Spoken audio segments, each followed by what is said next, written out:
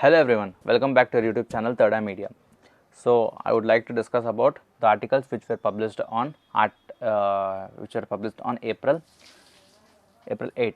So let's not waste any time. Let's get into the live topics. The first topic was traders view underpriced onion exports to the UAE.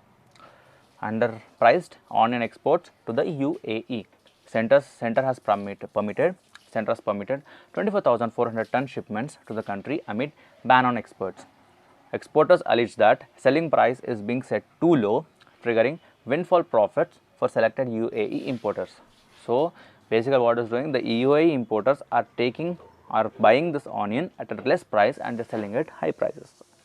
Amid an extended ban on onion exports, farmers and traders are miffed that some shipments allowed by the government to markets such as UAE have been sold at a pittance even as the global prices have soared, yielding windfall profits for selected importers.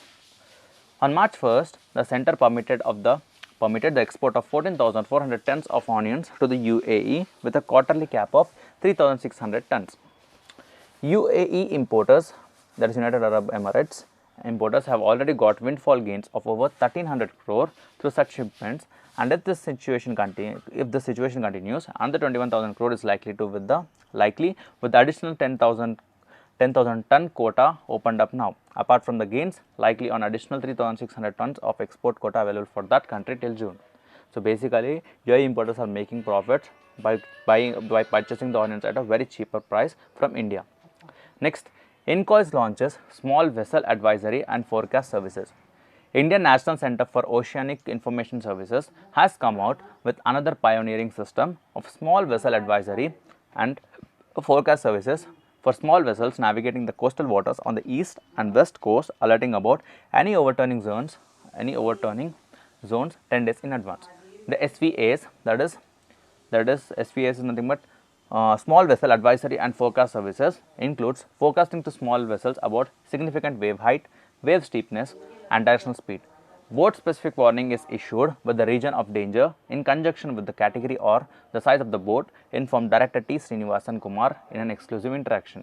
The advisory is based on the Boat Safety Index (BSI), which indicates whether the particular boat is safe during the prevailing or forecasted wave conditions. Next, BSI is derived based on the beam size, category of the vessel, significant wave height, wave steepness, directional spread and rapid changes in the sea state. Specialized services include inland vessel limits, essential to determine how far small vessels or boats can go and transfer the cargo on board large ships safely. So basically, every time INCOIS is developing some or the other technology for the well-being of the boats and ships. Next, NAC A grade for BRAU.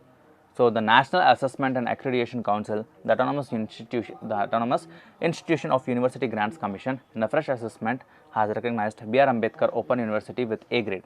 The university score, as per an assessment by the NAC committee last July, was 2.96 and rating was B+. However, disappointed with the score, it approached the council for a reassessment. Following a 6-member panel re-examination last month, the new score is 3.12 and A grade, VC Sitaramma Rao said. Next, unnecessarily complex GST needs urgent reform. Kelkar, chairman of 13th Finance Commission, attributes frauds in indirect tax regime to high GST rates. Moods switch to single 12% rate. So he is asking that we need to switch to single rate, that is 12%. Says GST Council Secretariat must not be attached to government, and he is also saying that GST Council Secretariat should not be attached to the union government. So obviously, because the key decisions are actually implemented or influenced by the union government now. Key architect of India's tax reforms and chairman of the 13th Finance Commission, Vijay Khelkar, has called upon the country's next government to undertake urgent reforms in the unnecessarily complex goods and services tax regime. Mr. Khelkar also mooted the creation of an independent secretariat for the GST Council, the apex decision-making body for the indirect tax, rolled out in July 2017. So he is saying that instead of having different slabs for different items, different GST slabs, he is asking to have a single regime, that is something about 12% GST rate. He termed the simplification of the GST structure as a critically important fiscal reform to take the GST regime to its most natural destination.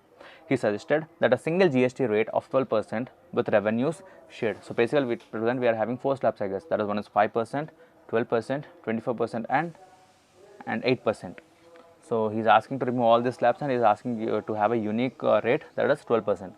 So suggested that single GST rate of 12% with revenues shared equally with all tiers of the government and union territories be introduced at the earliest. Equitable sharing of the GST with the third tier will go a long way. Third tier is nothing but our panchayats and urban governments. Will go a long way in strengthening the fiscal base of our urban governments and also to deepen democracy and governance at the grassroots level. So whenever they are speaking of the third tier is nothing but your panchayats and municipalities. To enable this, we will require a constitutional amendment, firstly to create the consolidated fund for the third tier of the government, and secondly GST reforms where GST will be shared equitably by the centre, state and local governments such as municipal corporations. He said well said by him actually. Next, US, Britain, Australia mulling expansion of AUKUS security pact to counter China. So remember, whenever there is an involvement about any neighbor in the recent nations, so whenever a neighbor country which is a neighbor country to us, or we have any relation with that particular country, if it is in the news, you should definitely go through it. So we need to have an idea about what is happening in other countries which we have a good deal with. The US, Britain and Australia are said to begin talks on bringing new members into their AUKUS security pact as Washington pushes for Japan to be involved as a deterrent against China, the Financial Times reported. AUKUS, formed by the three countries in 2021, is a part of their efforts to push back against China's growing power in the Indo-Pacific region. So it was a small topics. So only these were the topics which are very important that particular day. So I hope I have discussed each and every topic. So that's all for the day. That's all for this particular video. I hope you enjoyed. So don't forget to like, share and subscribe our channel. Thank you.